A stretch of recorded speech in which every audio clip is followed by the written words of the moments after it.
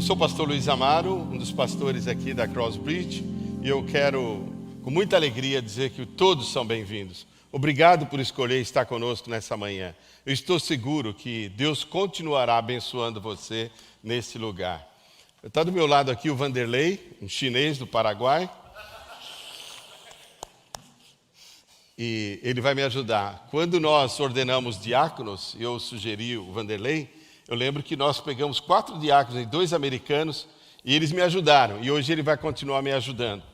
Nós vamos iniciar a exposição do livro de Efésios. Então, daqui para frente, pelo menos umas 6 pregações, será baseado no livro de Efésios. É uma grande história.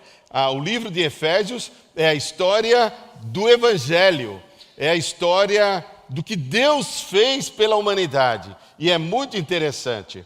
Há um dos versículos chaves, eu vou pedir que o Vanderlei leia para nós, que é o versículo 9. Então, antes de nós entrarmos diretamente, eu vou pedir que o Vanderlei leia o versículo 9 para nós.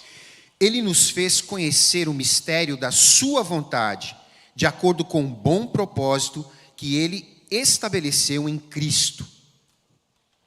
Este livro, Paulo estava na prisão quando escreveu. Paulo escreveu 4 cartas da prisão. Entre elas, então, está Efésios. Ele escreveu Filipenses, Colossenses, Filemão e essa carta de Efésios. E nós vamos estudar para ela. Vamos olhar para ela com esse olhar da história do Evangelho. É muito interessante, quando nós lemos o início do cristianismo, Paulo foi um fariseu, estudou numa escola onde ele aprendeu muito sobre a palavra de Deus, a Torá, e ele cresceu assim. No capítulo 8 do livro de Atos, Paulo aparece consentindo na morte de Estevão. Então ele era, na verdade, para a gente identificar Paulo, um perseguidor do cristianismo. Ele era contra o cristianismo. E então no capítulo 8 ele aparece como consentindo na morte de um cristão, que é um homem piedoso, que foi Estevão, um dos diáconos da igreja primitiva. No capítulo 9, ele então narra, Lucas, que ele pegou cartas às autoridades para prender os cristãos e, se possível, até matá-lo. Ele disse que ele era fariseu dos fariseus. Ele era um cara muito zeloso, muito radical nisso. E é quando, então, ele tem um encontro com Jesus. E ele se converte. E aí, então, Deus começa a trabalhar na vida de Paulo. Paulo estava animado com a fé. Ele vai para Jerusalém, encontra os discípulos e olha, eu sou crente. Olha aqui, agora eu não sou mais perseguidor. E ninguém acredita nele. E ele fica com a cara no chão. E aí então ele vai para Damasco, onde ele passa mais ou menos, acho que uns 14 anos. E aí o evangelho está crescendo e chega em Antioquia. E aí Jerusalém envia Barnabé para Antioquia para saber, porque ali os gentios estavam se convertendo. O que está acontecendo lá em Antioquia? Barnabé chega lá, diz lá o capítulo... se você entre 9 e 13, me parece o capítulo 11 por ali, quando Barnabé chega em Antioquia, sabe o que ele diz? Ele diz que ele viu a graça de Deus naquele grupo. Ele viu a graça de Deus. Para ele era um sinal de que Deus não só estava salvando os judeus, mas também os gentios. E ele vê ali uma coisa interessante, Barnabé. Aqui precisa de alguém que conheça a palavra. Ele lembra de quem? Saulo. O Paulo, o perseguidor. E ele traz Paulo, e ali então eles montam um ministério colegiado. Barnabé e Saulo estão ministrando ali. E Barnabé, logo nesse lugar, o Espírito Santo diz para Paulo, diz o texto, separa para mim Paulo e Barnabé, para que eles vão como missionários. Então Paulo e Barnabé saem para a primeira viagem missionária. Na segunda viagem missionária, porque Paulo vai a primeira vez, volta, na segunda vez ele para numa cidade chamada Éfeso. E ali ele planta uma igreja. Ele fica ali um tempo, sai dali, porque Paulo sempre estava com esse ânimo missionário, pregar o evangelho, fazer discípulo em outras culturas. Ele deixa Silas e Priscila naquele lugar e viajar. Na terceira viagem, ele vem voltando para estabelecer a igreja. E ele volta para Éfeso, e a igreja estava crescendo, e ele fica ali. E ele descobre um tal de Tirano, e ele monta ali um seminário, um instituto bíblico. Ele fica ali 3 anos, e ele começa a treinar as pessoas. Depois ele segue para Roma. E quando ele vai para Roma, eu estou falando desse primeiro ano, quando Paulo vai, provavelmente ano 52, a segunda viagem ano 53, 54. Agora, quando Paulo vai para Roma, eu estou já no ano 60 depois de Cristo. Paulo está na prisão. E ele escreve esta carta que nós vamos estudar, que é a história do Evangelho. Ele ouve falar o que está acontecendo lá em Éfeso. Deus está fazendo, Deus está operando. E é interessante que ele lê, se você lê o versículo 1 e 3, então aqui o nosso diácono vai nos ajudar. Paulo, apóstolo de Cristo Jesus, pela vontade de Deus, aos santos e fiéis em Cristo Jesus que estão em Éfeso. A vocês, graça e paz, da parte de Deus, nosso Pai e do Senhor Jesus Cristo. Bendito seja o Deus e Pai de nosso Senhor Jesus Cristo, que nos abençoou com todas as bênçãos espirituais nas regiões celestiais em Cristo. Então, Paulo está escrevendo aos santos, aos separados, à igreja de Éfeso. E ele os chama de santos, separados, eclésia. E ele usa duas palavras interessantes. Os judeus se cumprimentavam. O que vinculava um judeu, o que fazia um judeu ter comunhão um com o outro, era o quê? A lei. E como é que eles se cumprimentavam? Porque a lei, quem cumpria a lei, tinha paz. Então eles falavam shalom.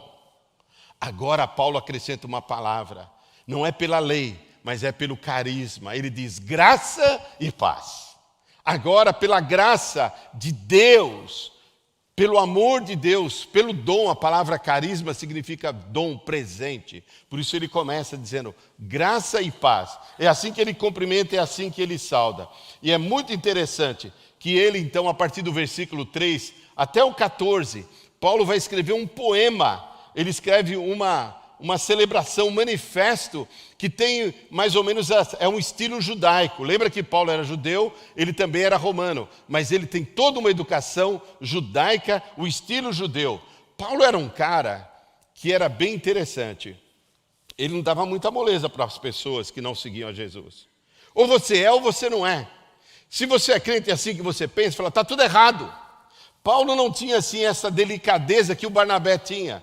Por isso que ele se separou de João Marcos. João Marcos começou a andar com eles, começou a dar problema e falou, João Marcos, fica para trás. Porque Paulo tinha um foco, tinha uma concentração na tarefa da missão. Ele era muito pragmático.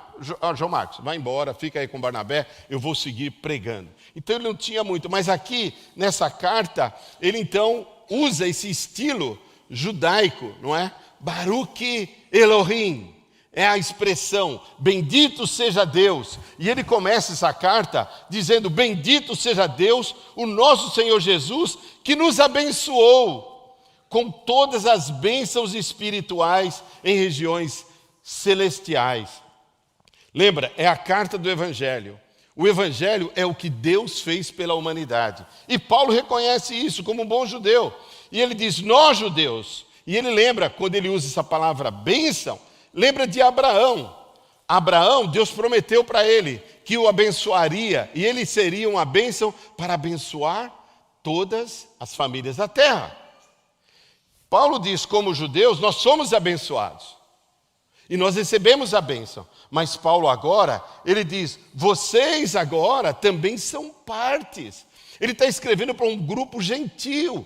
O povo de Éfeso, eles eram gregos. E outros que era uma cidade metropolitana, onde tinha um grande porto, e havia povos de diversas culturas que já eram parte da igreja. Então ele diz, ele inclui aquele povo gentil, nós somos abençoados por Deus e eu e você agora podemos ser parte da aliança do judeu, que Deus prometeu para Abraão. Só que agora não é o Abraão, é Jesus Cristo, nosso Senhor. Ele morreu para abençoar toda a humanidade. Por isso que ele faz um cântico, bendito seja Deus. Ele começa cantando a partir do versículo 3. E ele diz agora, o perdão que era oferecido apenas para os judeus, também se estendeu para todos os gentios. E a graça. Então experimente o poder que ressuscitou Jesus da morte. Aquele poder que Paulo não tinha coisa mais poderosa que a ação de Deus na ressurreição de Jesus. Porque o inferno, tudo estava conspirando contra. Deus fez um esforço especial. E Paulo diz que agora o alvo de vida dele é conhecer o poder que ressuscitou Jesus. E conhecer Jesus de forma mais profunda, mais eficiente, mais clara. E é interessante também nesse livro, que nós sabemos, a Trindade, e Paulo deixa muito claro, subliminarmente, sobre o Pai, o Filho e o Espírito Santo, agindo para entregar o Evangelho para a humanidade. A grande vitória da aliança que Deus faz em Cristo. Então, o que Deus fez? O que é o Evangelho? Nosso primeiro ponto é muito importante, que você veja o que aconteceu. Ele nos escolheu para sermos santos e irrepreensíveis. Leia, preste atenção no versículo 4. Porque Deus nos escolheu nele antes da criação do mundo, para sermos santos e irrepreensíveis em sua presença. Veja, antes da fundação do mundo, Deus nos escolheu em Cristo. Mesmo antes de nós pecarmos, da humanidade pisar na bola, de Adão errar, Deus já elaborou um plano pela sua onisciência, pela sua soberania. Deus sabia a implicação do pecado. Ele tinha avisado para Adão: você pode morrer. Morte significa separação. Há 5 sentidos no Novo Testamento da palavra morte. E uma delas é separação. Eterno também, mas é separação. E Deus estava dizendo: o dia que você pecar, Adão, nós vamos nos separar. E foi o que aconteceu. Mas Deus preparou uma maneira de reconciliar. Antes da fundação do mundo, Deus decidiu: eu vou ainda restaurar a humanidade. Por isso que o Evangelho encerra essa verdade. Não é religião. Ele nos predestinou para uma vida de santidade, nos separando nele, em Jesus. Quando eu estou em Cristo, que é uma expressão que Paulo usa nesse livro, em Cristo, nele, nós temos vida, nós temos restauração, nós somos perdoados. E quando ele diz nós somos separados, a palavra quarta-feira, o Orlando falou para nós sobre santificação. Um dos significados é seleção, separação. E eu me lembrei quando a gente ia jogar bola, antes de jogar bola, eu me apresentei a um clube na minha cidade, e lá tinha o que eles chamam de peneira. Peneira é para separar os melhores para jogar. E eu fui separado. E quando eu estava lá sentado no campo de futebol ali, eu estava ali sentado e o técnico me chamou. Você foi separado para jogar. Você foi separado, selecionado para ser parte do jogo. É isso que Paulo está dizendo aos irmãos de Éfeso. Nós fomos selecionados para sermos parte do jogo do que Deus está fazendo na história. Eu e você temos que entrar. Paulo diz: você foi selecionado, separado, escolhido antes da fundação do mundo para ser como? Ser irrepreensível. Ter uma vida santa, uma vida que agrade a Deus, que faça a diferença. A palavra que ele usa, irrepreensível. Eu não consigo. A lei não consegue nos dar. Por isso que Paulo vai explorar somente pela graça de Deus. Eu não poderia jogar por minha conta. O treinador ia me instruir, me treinar. Vinha um outro preparador físico que eu tinha que fazer. Eu me lembro uma vez que eu tenho até hoje um problema no joelho. O nosso treinador acabava e ele falava: você, Luiz, fica aqui. Por quê? Você, naquela época, batia tiro de meta, punha a bola ali na área pequena para chutar para frente.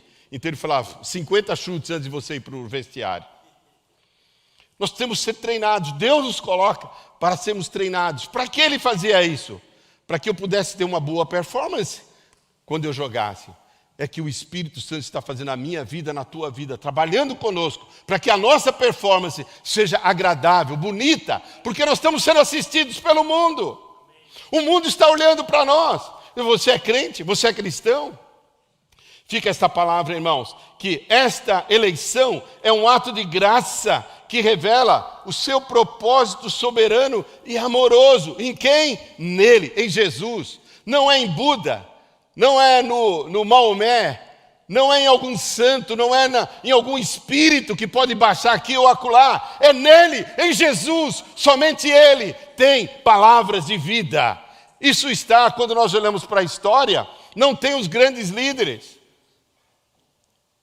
Desde quando nós encontramos a história, não é Alexandre o Grande, não é os Césares, não é os grandes pensadores ou os grandes teólogos. Paulo diz, é nele, em Jesus Cristo. Foi Ele que morreu por nós. Essa é a história do Evangelho, irmãos. E é uma coisa linda, maravilhosa. O segundo ponto, Efésios 1, 5 a 6. Em amor, nos predestinou para sermos adotados como filhos por meio de Jesus Cristo, conforme o bom propósito da sua vontade, para o louvor da sua gloriosa graça, a qual nos deu gratuitamente no amado.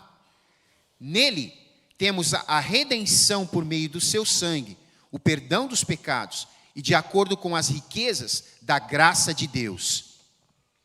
Eu acho que eu tenho ainda um slide ali, que é uma flor. É a flor do deserto. Esta flor, ela não nasce assim. Esta flor, ela é fruto de um enxerto. A flor do deserto, ela nasce, ela tem uma qualidade, mas logo ela vai embora. Mas ela é tão bonita. E alguém olhando para essa flor, ele disse, se a gente enxertar, eu não me lembro com o que eles enxertaram, mas eles começaram a enxertar. E essa flor, que tinha uma durabilidade temporária muito rápida, ela passou a ficar bonita e ter durabilidade na sua beleza, porque ela foi enxertada. E aqui Paulo diz que eu e você fomos enxertados, nós somos adotados para entrar na família de Deus. Esse processo de enxertação é uma coisa boa. Há muitas frutas que nós comemos porque é fruto de enxertos. Paulo está usando isso, Paulo tinha consciência disso. Ele conhecia a agricultura e ele diz, eu e você fomos adotados, enxertados. Nós éramos gentios, não conhecíamos a Deus. Mas agora, através do Evangelho, nós somos enxertados e eu e você somos parte da família de Deus. Eu e você podemos brilhar, podemos mostrar a beleza da graça de Cristo em mim e em você.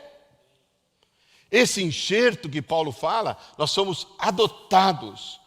Para sua graça, Deus nos adotou como filhos e filhas, recebendo-nos em sua família. Adoção significa que temos um novo relacionamento com Deus, uma posição de intimidade e herança. Ora, irmãos, uma vez que eu sou adotado em Cristo, fomos aceitos e recebemos a bênção de participar dessa aliança familiar. Jesus disse lá em João 1,12, João disse, a todos que o receberam e creram nele, foi-lhes dado o poder, a capacidade, foram adotados de se tornarem filhos de Deus. Nós somos criaturas de Deus quando nascemos, mas somente após receber Jesus no nosso coração, na nossa vida, é que eu passo a ser parte da família de Deus. Amém? Essa é uma verdade bíblica.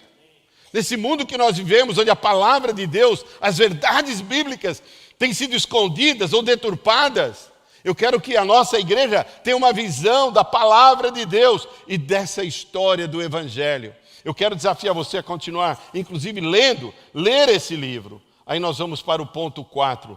Ele também fez algo maravilhoso. Ele nos selou com o Espírito Santo. Versículo 13 e 14. Nele, quando vocês ouviram e creram na palavra da verdade, o evangelho que os salvou, vocês foram selados com o Espírito Santo da promessa, que é a garantia da nossa herança até a redenção daqueles que pertencem a Deus, para o louvor da sua glória. Enquanto você pensa nesse versículo, lá há um ponto que eu faço questão de deixar com você, sobre a redenção. A palavra grega redenção significa comprar de novo. Há um livro que conta a história dos pais, os grandes pais, e ali aparece uma história interessante. Eu gosto dessas coisas porque, deixa eu dizer para você, eu não tive pai, eu cresci sem pai.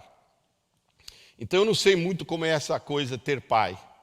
E às vezes o meu filho fala para mim, pô, você não teve pai, você não sabe como é que é. E é verdade, então eu procuro ler sobre essa questão, o que é ser um pai. E eu tento ver, e vendo esse livro dos grandes pais, tem uma historinha de um pai, na Polônia, que tinha um filho especial. E um dia, passando numa feira, ele viu um carrinho de madeira, muito bonito, bem interessante. E o filho, ele viu que chamou a atenção do filho, ele comprou aquele carrinho para o filho. E aquele carrinho se tornou o centro da vida daquele menino. O menino gostava daquele carrinho, ia para a escola, onde ele ia com aquele carrinho. Veio uma enchente, e por conta de escapar dali, eles saíram, pegaram o essencial, saíram. E aquela enchente invadiu a casa daquele homem, e o carrinho desapareceu. 1 ou 2 anos mais tarde, aquele homem estava andando na feira, e ele viu um carrinho. E chamou a atenção o formato, porque ele lembrou, esse carrinho parece com o meu carrinho, com aquele carrinho que eu dei para o meu filho. Ele foi lá, pegou o carrinho, era outra cor, outra coisa. E ele começou a manusear o carrinho e olhou atrás, tinha umas iniciais que ele tinha posto no carrinho do filho. Ele fez assim, talhou ali as iniciais do filho. Que na verdade ele pôs junto com... Aliás, aquele menino era Júnior também, eu esqueci de mencionar isso. Então chamou a atenção, ele falou, poxa, esse carrinho aqui não é muita coincidência, esse carrinho é aquele que meu filho... Aí ele falou para o homem, esse carrinho é meu. O homem, como assim? Olha aqui as minhas iniciais, minha e do meu filho. E o homem falou, não, peraí, eu comprei esse carrinho, tive que reformar, repintar. Não, esse carrinho é meu. Ele falou, eu quero comprar esse carrinho. Só que o preço agora era muito mais caro que antes. Mas aquele homem falou, não tem importância, eu vou comprar esse carrinho. Levou para casa, pintou, resgatou a pintura original e entregou para o filho. Isso é redenção. Adão pisou na bola, veio a enchente e nos afastou de Deus. O pecado nos afasta de Deus. Jesus veio, porque há em mim e em você a identidade, as iniciais de Deus, Imago Dei, ID. Eu e você fomos feitos segundo a imagem e semelhança de Deus. É o que faz a diferença do ser humano para qualquer outro animal. Por mais semelhantes que tenhamos outros, mas somente o homem recebeu o sopro do Espírito de Deus, somente o homem tem vontade, capacidade de gerenciar, que foi o que Deus deu para ele, para gerenciar a humanidade. Eu e você temos essa Imago Dei. Jesus veio na cruz para nos resgatar. E isso que Paulo está dizendo, o que é redenção. Ele nos redimiu, Ele nos comprou, nós somos de Deus. Mas por conta do pecado nós nos afastamos. Mas Jesus veio para nos reconciliar, nos trazer de volta. Nos comprou novamente. E Paulo diz aí, pelo seu sangue Ele nos comprou novamente. Para nos trazer de volta para a família de Deus. Além da adoção, Ele fez a redenção. Não importa, olha irmãos, Deus está trabalhando conosco. E para isso que Ele fez, Ele nos selou com o seu Espírito. O selo do Espírito é a marca de Deus também em nós. Que Paulo diz? Que quando ouvimos, por isso é importante você ouvir. A palavra aqui ouvir é que aquelas pessoas ouviram o Evangelho. Paulo diz, como vão ouvir se não há quem pregue? Por isso é importante nós compartilharmos, falarmos do Evangelho. Nós precisamos falar, que é o único meio. Na verdade, é ter conexão. Por isso, hoje, você que já ouviu o Evangelho, você que segue a Jesus, você não pode se desconectar da palavra de Deus. Porque uma vez que eles ouviram, eles creram. E é assim que nós nos relacionamos com Deus. Ouvir Deus, crer no que Ele fala, e aí então nós vamos ter a bênção de Deus na nossa vida. Não é como eu penso, não é como o pastor pensa, ou a religião X, Y faz. O Evangelho, irmãos, é suficiente. Isaías profetizando sobre o Evangelho, ele disse até o louco, o maluco, vai ouvir essa palavra, vai se converter e vai entender o caminho. E não vai precisar mais dizer para o teu irmão, olha, o caminho é por aqui. Nós não vamos precisar de um GPS religioso ou moral. Nós temos o Espírito Santo de Deus em nossa vida. Paulo, Romanos 8,14 diz que o Filho de Deus é dirigido pelo Espírito Santo de Deus. Eu e você temos o Espírito Santo em nossa vida. Esse selo que é o penhor, é isso que Paulo está dizendo. Vocês nem precisam de um mestre, porque o Espírito Santo da promessa selou vocês. E vocês com o Espírito Santo podem se guiar, não importa onde estejam. Eu contei um dia desse para vocês, o homem do céu, lendo a Bíblia, aquele chinês que hoje foi expulso do país por plantar milhares de igrejas. Ele sozinho lendo a Bíblia, o Espírito Santo falou com ele e ele se dobrou e aceitou Jesus. O Espírito de Deus é importante, irmãos. Aqui está dizendo uma coisa importante desse selo. O selo, na época de Paulo, significava propriedade. Todos que tinham, é de Roma, tinha o selo de Roma, tinha lá. Esse produto, ou esta coisa, esta arma, ou esta propriedade pertence a Roma.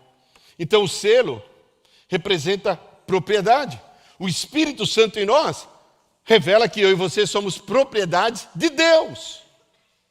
O diabo vê isso. O mundo também vê isso, por isso nos cobram. Você não é crente? Você não é cristão? Claro! O Espírito Santo de nós, irmãos, evidencia isso e tem esse significado. Por isso Paulo está dizendo, vocês foram selados. Isso significa que nós pertencemos a Deus. A outra coisa é autenticidade. Tem muita coisa que é falsa. Eu morei num país onde que, por muitos anos tudo era cópia. Mas existia um selo no Rolex que só quem tem Rolex sabe que aquele Rolex... A gente tinha, assim, produtos extremamente semelhantes. Eu até tenho um Rolex em casa, mas não é aquele, ele não tem aquele selinho que a Rolex tem. A genuinidade, a autenticidade. Então nós temos muita gente que é fake, que dá uma de crente, põe a Bíblia debaixo do braço, até frequenta a igreja, dá o dízimo. Mas falta essa presença do Espírito Santo na sua vida. Será que você já foi selado? O único meio de ser selado é quando você crê em Jesus, quando você se rende a Ele. O selo é a autenticidade. A outra coisa é proteção. Quando você é selado, você está sob o cuidado e a guarda de Deus até o dia da redenção final. Isso é um fato, irmãos. E é isso que Paulo está dizendo para aqueles irmãos. O Espírito Santo é também, que Paulo diz, o da promessa. Qual promessa? Há um profeta chamado Joel, que depois do asilo ele profetizava. Então houve uma época em Israel que quem tinha o Espírito Santo era um profeta, era uma exceção, não era a regra. Mas ele começa a profetizar, e aí então eu quero que você leia Joel 2:28, porque ele faz uma profecia interessante.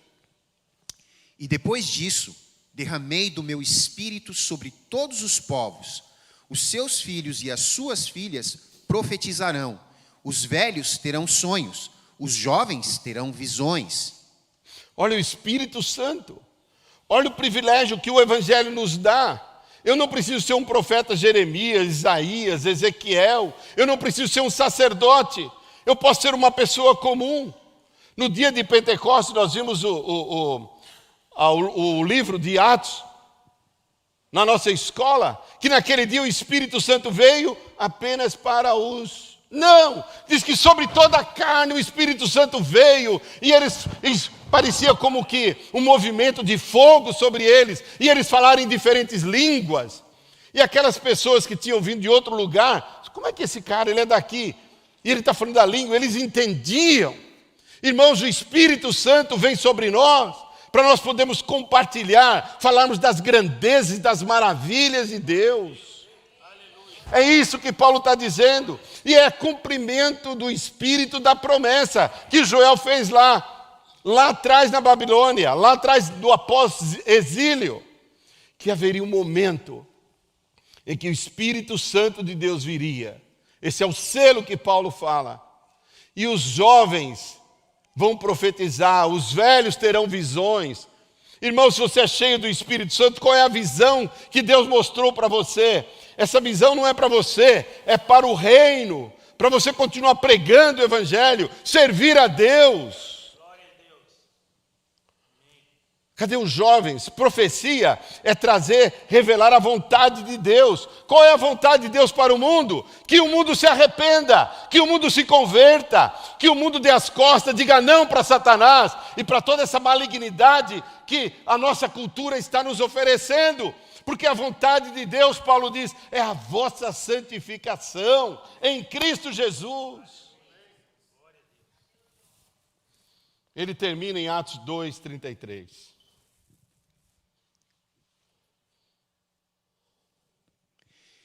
Exaltado à direita de Deus, ele recebe do Pai o Espírito Santo prometido e derramou o que vocês agora veem e ouvem. Esse Espírito Santo, irmãos, não é para ontem, não é para amanhã, é para agora. O Espírito Santo está trabalhando na vida da igreja, daqueles que estão com o coração aberto, quebrantado, sedentos. Eu estou desejoso de voltarmos aos nossos 40 dias de jejum e oração. Nós precisamos da graça de Deus sobre nós. Quando nós olhamos para esse mundo que estamos vivendo, o que nos falta?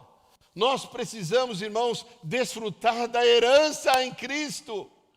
Você foi escolhido, não para ficar sentado no banco, mas para participar. Você foi adotado, enxertado, para poder ficar uma flor bonita, com performance maravilhosa. Você foi comprado de novo, porque você tem a identidade do Pai. Você pode desfrutar novamente. Você é um cristão. Não comprometa essa sua identidade. Mesmo que o cara lá que comprou o carrinho repintou, o Espírito Santo vai tirar essa casca e vai colocar o original. Você é filho de Deus vivo. Amém. E nós somos selados. Autenticidade, proteção, genuinidade. Querido irmãos, nesta manhã, você pode abrir o seu coração para o Senhor. Nesse mundo que nós estamos vivendo hoje, onde a verdade está sendo distorcida, as mentiras, infelizmente isso também tem invadido o cristianismo. Mas o Espírito Santo, olha o nome dele, está na igreja para nos ajudar, para nos guiar, para nos instruir, para nos consolar. A história não acaba aí. Paulo está dizendo, depois nós vamos continuar lendo o livro de Efésios, domingo que vem nós temos um outro texto. Do capítulo 1 ao 3, é o que Deus fez em Cristo por nós. Depois do capítulo 4 até o 6, é o que eu e você devemos fazer como igreja, para o Senhor e para a glória dEle. E eu espero que você continue lendo esse livro. Irmãos, o Evangelho é a história tem uma grande relação. Paulo diz, nesse mesmo texto, que no tempo certo Deus enviou Jesus. O Evangelho é um mistério que estava escondido, agora não está mais. Agora está claro, eu e você entendemos o que é o Evangelho. Que Deus em Cristo pode salvar a humanidade. Nesses 2000 anos de igreja, a humanidade não pode ficar surda ou fugir do Evangelho. E nesta manhã eu quero que você abaixe um pouco sua cabeça nesse momento. Que você se comprometa em falar, eu quero descobrir esse Evangelho. Porque dentro da história, essa revelação poderosa de Jesus é o que Paulo fala. Ele é o mistério que estava escondido, que no tempo certo, na plenitude dos tempos, ele se apresentou. E hoje, irmãos, as portas estão abertas. Não só para os judeus, mas para os gentios, para qualquer pessoa. Não só para rico, mas também para pobre. Não só para mulheres, mas também para os homens. Não só para os velhos, mas também para os jovens e crianças. O Evangelho é para todos. E nesta manhã, se há alguém aqui que queira receber Jesus no coração, dê um toque à sua mãe, eu quero orar com você. você que é um seguidor de Jesus, abrace o Evangelho. Abrace o Evangelho. Que a graça de Deus esteja sobre você. Pai, muito obrigado pela tua palavra. Obrigado que nós podemos aprender, Senhor, que o Evangelho tem uma história transformadora. Ó Deus, muito obrigado por esta manhã, Senhor.